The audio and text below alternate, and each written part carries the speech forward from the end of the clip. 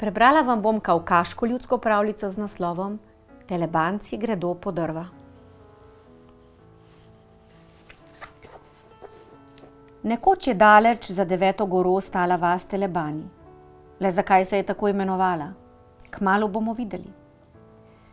Telebanci so imeli gozd daleč od vasi.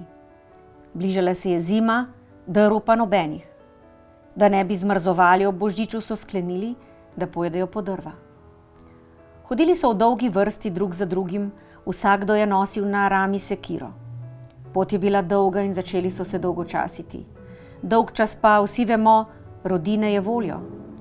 Tako so se začeli pričkati, kdo ima najostrejšo sekiro. Župan je prvi vzkliknil: "Moja najbolje reže, ker sem pač župan, drugače ne more biti." "Kaj še," je rekel drugi, "moja je najboljša, ker sem najbogatejši."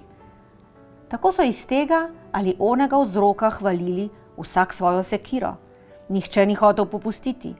Še spoprijeli bi se, če ne bi srečali cigana. Ta je jezdil na ukradeni kobili, na sedlu je imel obešeno bisago, zraven pa je poskakovalo žrebe. Telebanci so ga ustavili in poprosili, naj razsodi njihov spor in pove, katera sekira je najostrejša. "Rade volje," je rekel cigan. Vzel je prvo sekiro, preizkusil s palcem njeno ostrino in jo vtaknil v bisago. Z drugo sekiro je storil isto in s tretjo, četrto do zadnje. Telebanci so čakali zraven in ga gledali. Ko je imel vse sekire v bisagi, je spodbodel kobilo in oddirjal. Telebanci so spoznali, da jih je cigan prevaril. Tekli so za njim, toda ciganova kobila je bila hitrejša. Uspelo jim je ujeti vsaj žrebe. "Ojej," je dejal župan, najmodrejši med njimi, "kaj če še žrebe steče za svojo materjo?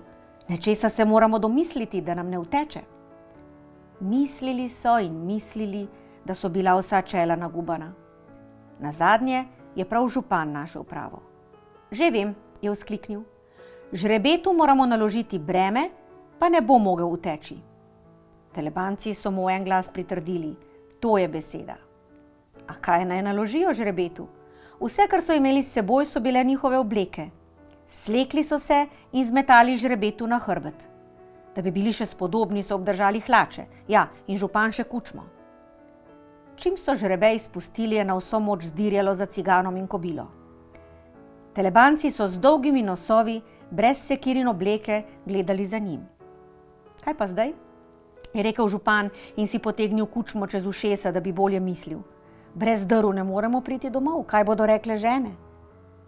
"Tole drevo izruvajmo," je dejal drugi in pokazal drevo na griču. "Pametna ideja," je rekel župan, "čeprav ni moja." Župan se je z rokami oklenil debla, drugi župana, tretji drugega in tako naprej. Vlekli so in vlekli, da izrujejo drevo, se napenjali, kolikor se je dalo. Tedaj je pribrenčal komar. Sedel županu na vrat in ga pičil. Župan je spustil drevo in se čofnil, da bi ubil komarja. Telebanci so se prevalili na tla, se strkljali po bregu in z županom vred štrbunknili v prepad. Kako so prišli iz prepada, ne vemo. Najbrž se je česa pametnega domislil njihov župan. So pa tisto zimo zmrzovali in komaj kdaj šli iz svojih hiš. In se s tem še hvalili, seveda, kako bi se sicer razvedela tale zgodba.